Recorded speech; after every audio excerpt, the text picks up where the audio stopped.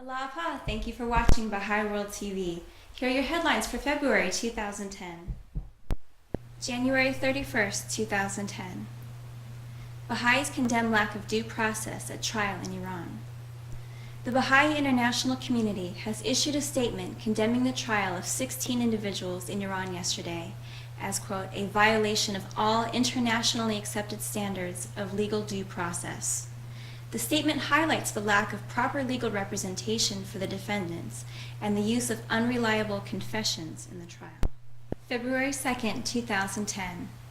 Traditional Pacific Island bark cloth stenciled with designs depicting a vision of a new garden was one of the artworks commissioned for a prestigious exhibition at the Queensland Art Gallery in Australia. The rare collaboration of a Fijian with a New Zealander to create artwork was a breakthrough. For the main piece, a vision of the Shrine of the Bab in the Holy Land and its surrounding terraces was combined with images of importance to Fijians. All three artists are Baha'is and use their vision of a future society to inspire their work. February 5, 2010. Amid wreckage in Haiti, new birth brings hope. Little Tina Rose Wome came into the world on the 28th of January in a makeshift clinic, fashioned from a classroom at the Anis Zanouzi Baha'i School on the outskirts of Port-au-Prince. An entire team of visiting doctors and nurses were on hand for her arrival, the first birth at the school in the 30 years since its founding. The delivery was poignant in another way too. Magdala Wome had been pregnant 3 times previously, but none of her other babies survived childbirth. February 16, 2010. Nations rally to defend human rights in Iran. Countries from around the world have voiced strong concern at the United Nations Human Rights Council over Iran's deteriorating human rights record.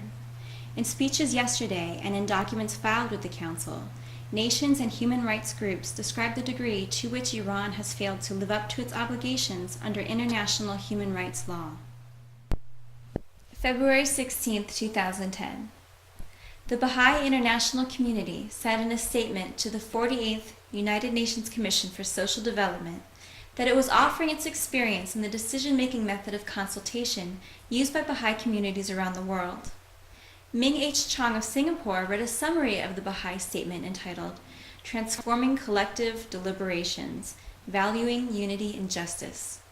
The concepts of the model include taking a spiritual approach to problem solving, being conscious of the impact of one's language, honoring the diversity of opinions, and being detached from those opinions. In consultation, ideas belong to the group, and members are dedicated to determine the truth and maintain unity in their efforts. February 22, 2010. The third court session for 7 Baha'i leaders imprisoned in Iran is scheduled for the 10th of April, a day earlier than originally announced. Thank you for joining us at BWTV, information provided by Baha'i World News Service of the Baha'i International Community. For in-depth coverage, you can visit news.baha'i.org.